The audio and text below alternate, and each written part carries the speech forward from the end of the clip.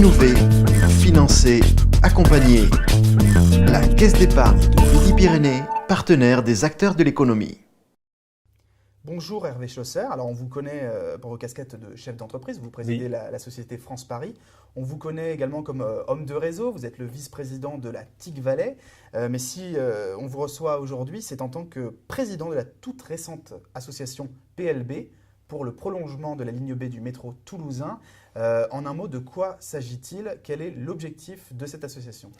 Alors l'objectif de l'association, c'est de mobiliser les énergies des chefs d'entreprise, des citoyens qui habitent ou qui travaillent dans le sud-est toulousain pour que la ligne B voit son prolongement jusqu'à la Beige voir le jour en 2020 ou plus tard. Et donc on a comme objectif principal de faire en sorte que les gens participent massivement à l'enquête d'utilité publique qui vient d'être lancée et qui se déroule jusqu'au 18 mai et on vise un objectif de 10 000 avis déposés dans le cadre de cette enquête d'utilité publique pour montrer à quel point c'est un enjeu vital pour l'ensemble du territoire de l'agglomération toulousaine. Alors vous l'avez dit, il y a une enquête publique actuellement qui court jusqu'au 18 mai.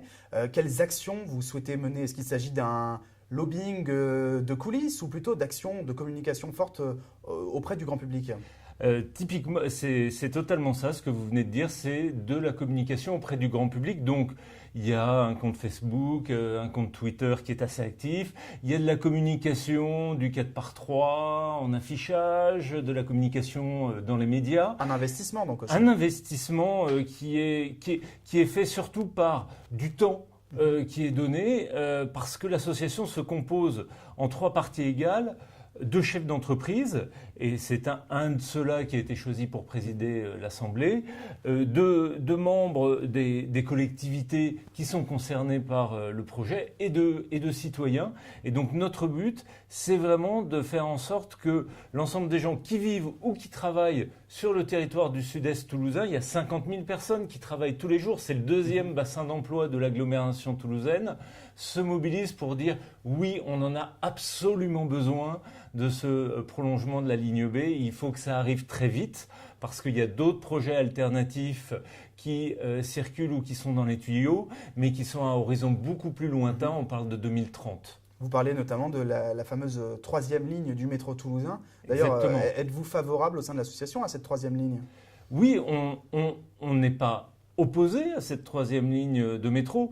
Nous, ce que l'on voit aujourd'hui, c'est que la zone du sud-est de Toulouse, elle est déjà saturée en termes de déplacement de voitures et que toutes les études qui ont été faites montrent qu'aujourd'hui, on a un projet qui peut être fait rapidement, 2020 c'est dans 5 ans, qui permettrait de supprimer 25 000 déplacements quotidiens en voiture. Je vais vous donner un exemple très concret, vous l'avez rappelé. Je suis vice-président de la TIC Valais. À la Beige. À la Beige. Il y a 300 personnes qui travaillent actuellement sur ce territoire. On a fait un sondage par Doodle, assez classique. Il y a aujourd'hui 3/4 des personnes qui viennent par le biais de leur voiture personnelle. C'est votre cas? Oui, c'est mon cas. Moi, j'habite à Toulouse. Je viens en voiture.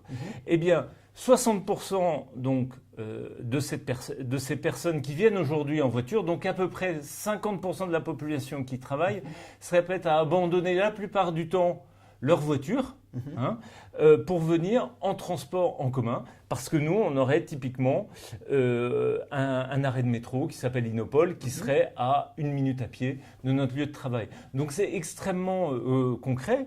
Après qu'il y ait derrière une autre ligne de métro qui permette de faire une diagonale reliant la zone de la Beige, qui est extrêmement dynamique, à Matabio et à l'aéroport, c'est très bien, mais on sait que ça prendra à minima 15 ou 20 ans. Voilà. Donc nous, aujourd'hui, on dit qu'il y a un projet qui est réalisable, il y a des terrains réservés, il y a un financement de 360 millions d'euros qui est bouclé. D'accord. Donc allons-y. Donc les 2 projets ne sont pas inconciliables selon vous? Ils ne sont pas inconciliables, mais ce qu'on ne souhaite pas, c'est qu'aujourd'hui, le projet qui peut être réalisé à court terme d'ici à 2020 soit enterré pour l'autre projet. Alors, vous le disiez, votre association est composée de 3/3, des riverains, des patrons comme vous et également des politiques. Qui est derrière vous? L'ensemble des élus qui sont mobilisés au sein de l'agglomération du Sud-Est toulousain qui s'appelle le SICOVAL, voilà, et donc qui sont évidemment intéressés et qui soutiennent ce projet-là. C'est une guerre SICOVAL Toulouse Métropole ? Non, je ne crois pas. Je ne pense pas que ce soit un enjeu politique. Je pense que c'est un enjeu écologique, économique et donc citoyen. C'est à ce titre-là que moi-même je m'y suis engagé. J'entretiens de très bonnes relations avec les équipes de la mairie de Toulouse et de l'agglomération toulousaine, que ce soit notamment au travers du récent label French Tech qui a été obtenu pour l'agglomération toulousaine et pour lequel je me suis battu et sur lequel je suis impliqué très régulièrement. Mais voilà, je crois aujourd'hui qu'on a absolument besoin de ce projet-là pour éviter que la métropole toulousaine ne perde en attractivité. Alors, dernière question, justement. Que se passera-t-il si, selon vous, si le prolongement de la ligne B n'a pas lieu ? Eh bien, écoutez, je pense qu'il y aura des arbitrages faits par les sociétés et pas seulement au niveau français. Je pense que ça se joue au niveau international. La principale entreprise de l'association TIC Valley, c'est Sigfox. Plus grosse levée de fonds en France en amorçage, 100 millions, exactement.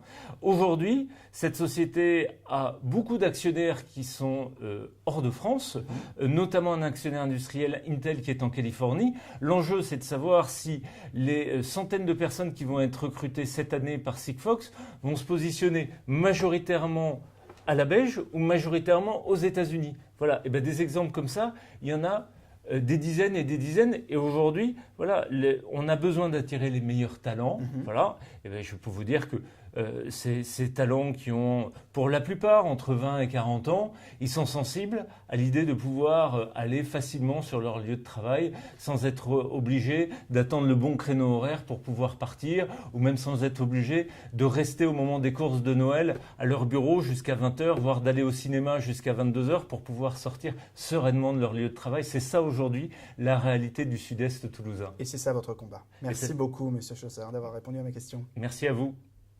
Innover, financer, accompagner. La Caisse d'épargne de Midi-Pyrénées, partenaire des acteurs de l'économie.